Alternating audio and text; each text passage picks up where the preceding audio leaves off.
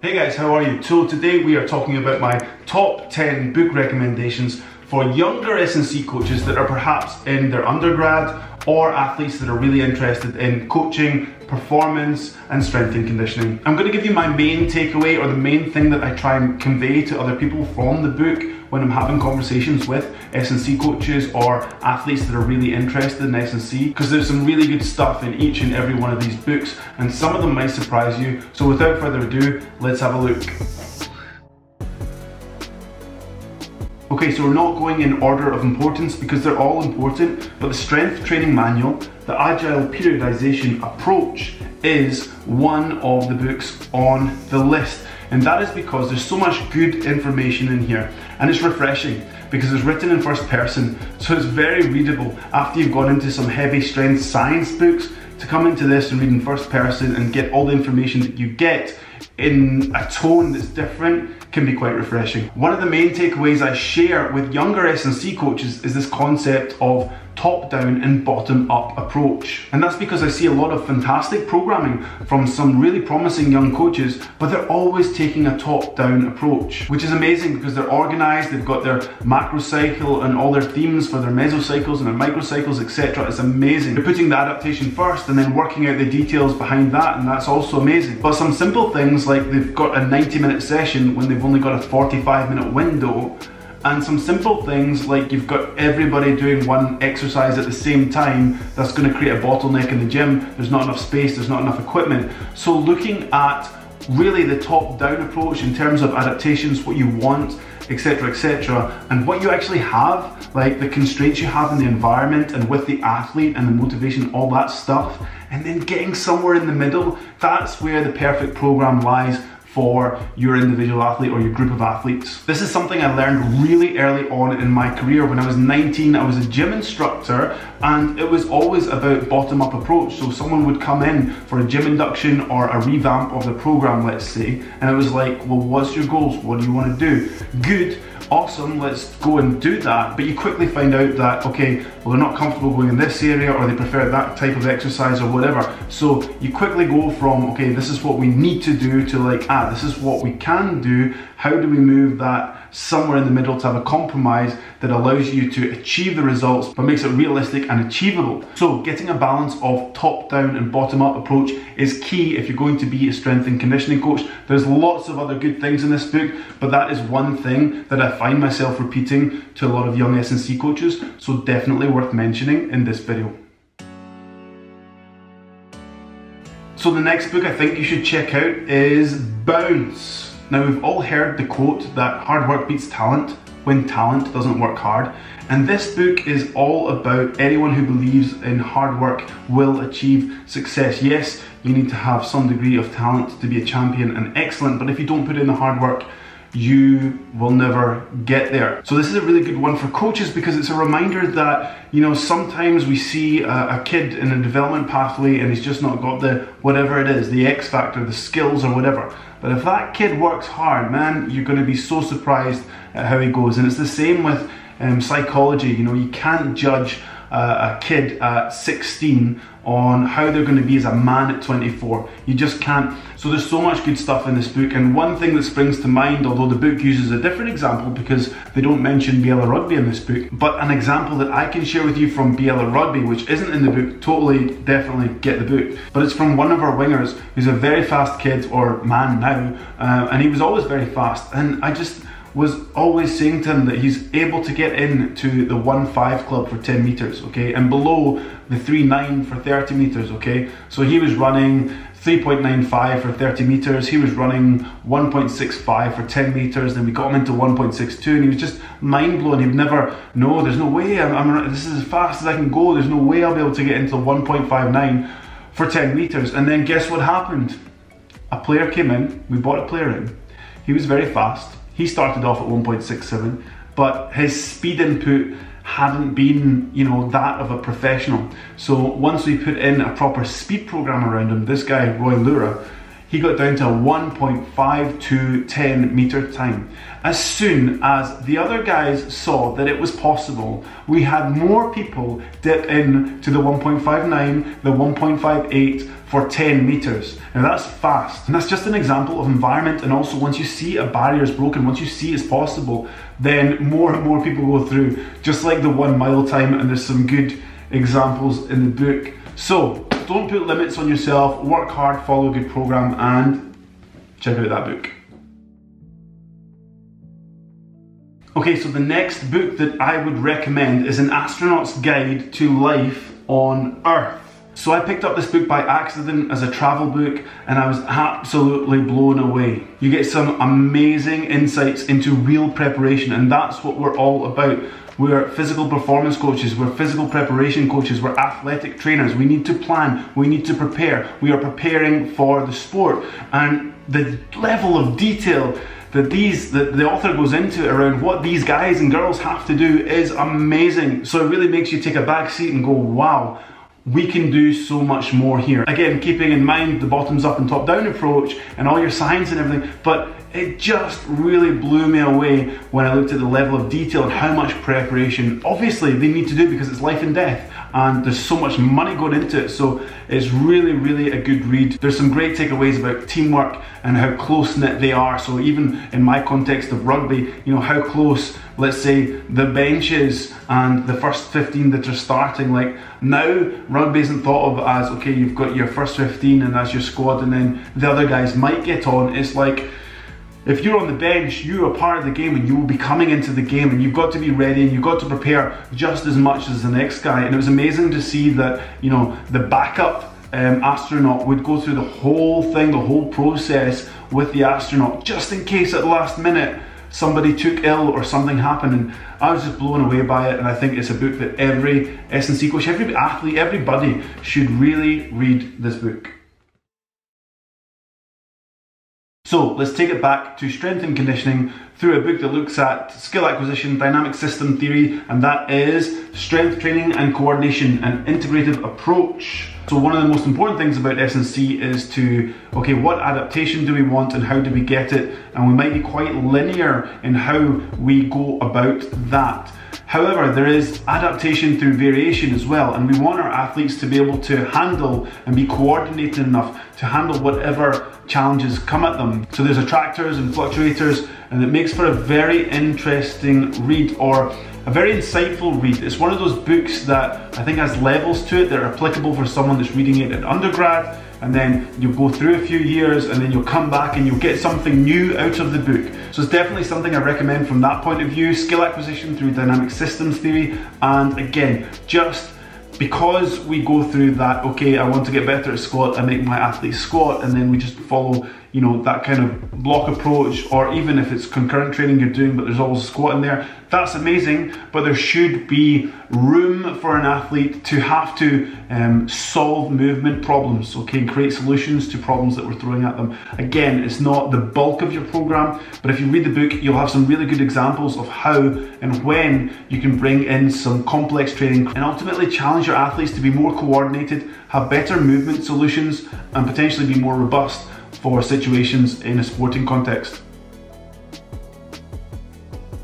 So the next book is Conscious Coaching, all about building buy-in, but it's more than that, it's a lot more than that. So at the end of the day, you're working with people, and what I see a lot of the time with younger S&C coaches is that they can get caught up a little bit in working with elite athletes, okay? And you know, they might be an elite athlete, but they're not an elite person. I don't really believe in the elite. I think we're all the same. We're just, everyone's got problems, just on different scales and different problems, but we've all got problems. So it's all about knowing yourself and then just breaking that down and knowing your strengths and weaknesses and understanding that your athletes are going to have strengths and weaknesses and there's going to be personality differences. I think it's a really good read. And one of the takeaways I give is the trust. He's got like something at the back, like there's some actions that you can actually do to build trust, because at the end of the day, that's what it's about. Like, I'm here to implement this. This is why, you know, how do we get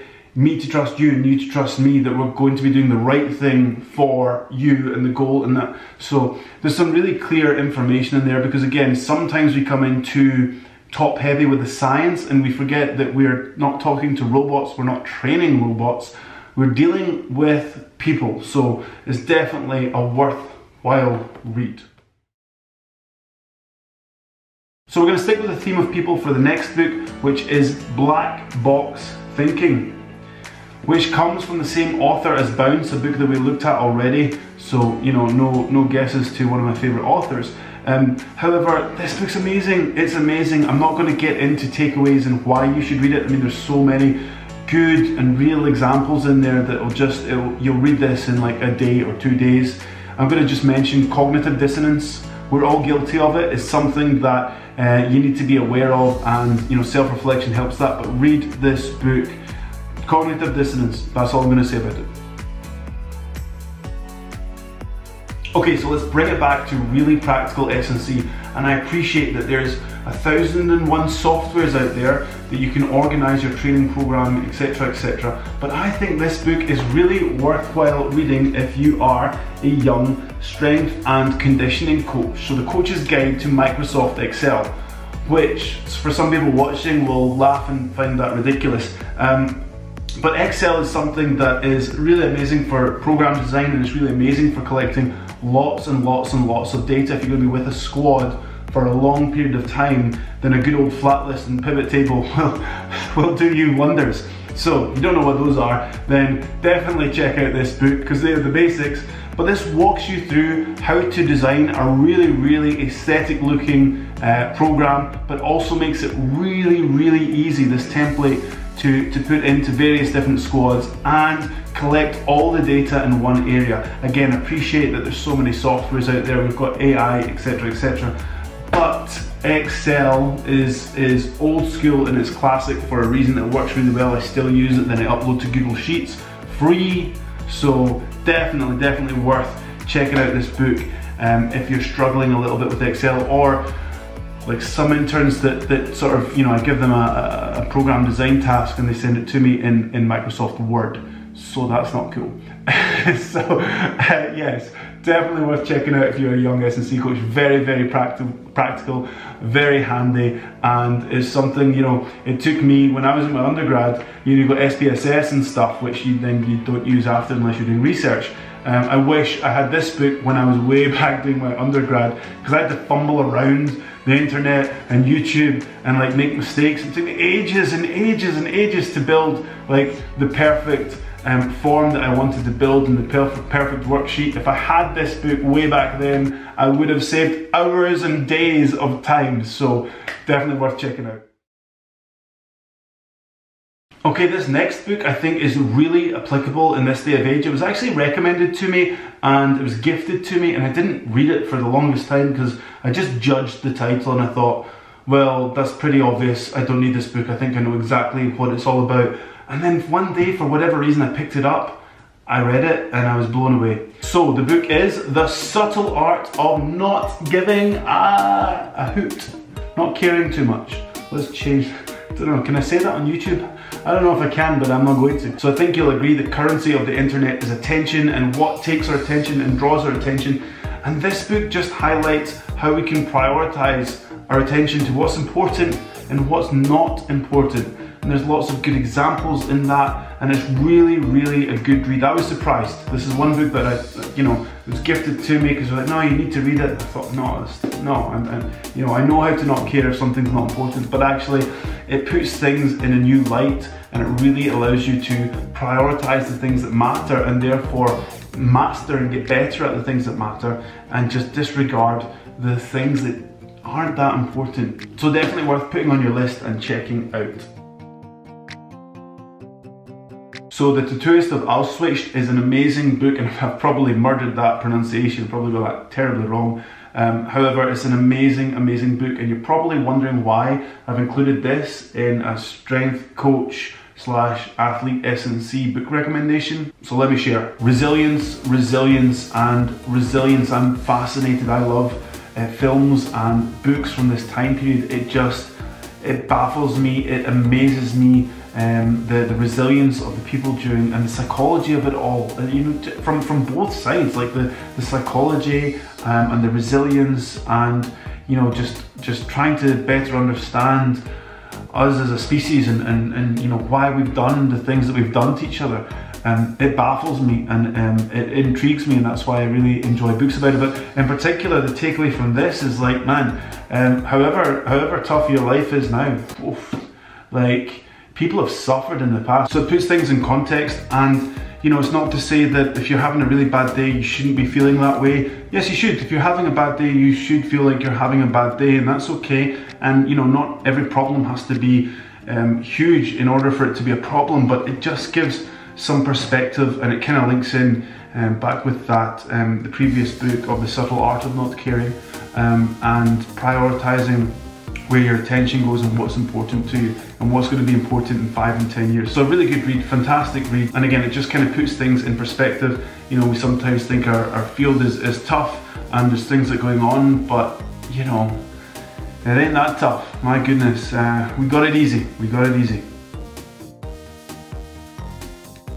So last but not least is the 12 Rules for Life by Jordan Peterson. I'll show you that way, not this way, because it's blank. And guys, you'll know who Jordan Peterson is because he's all over YouTube. So if you're watching this on YouTube, you'll know who he is. He's got some fantastic lectures. I would encourage you to go and watch all of his lectures that are free on YouTube.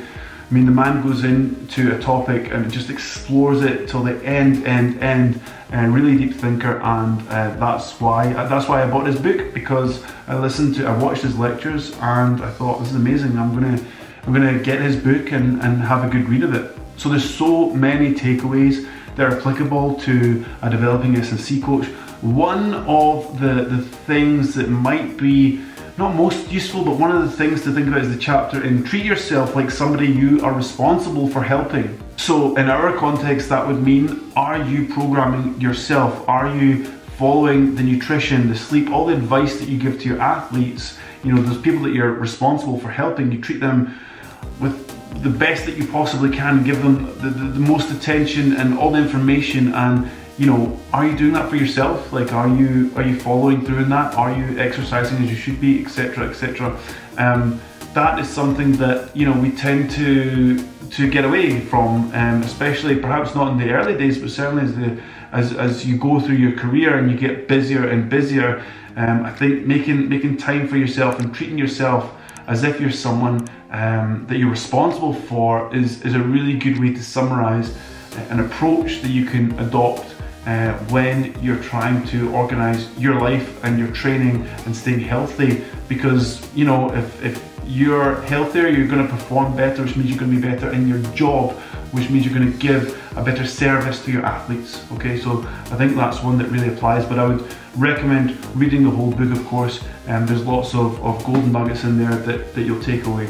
And guys, don't let my suggestions or takeaways limit you to think that's all you'll get from the book. Like, you'll get so much more from these books, so I encourage you to read them all. I wish I could put more on this list, but I limited myself to 10 because this video's already gone on long enough. I hope you got something from it, guys. Thank you very much for watching this video, and I will see you on the next one. Cheers, guys. Thank you. Ciao.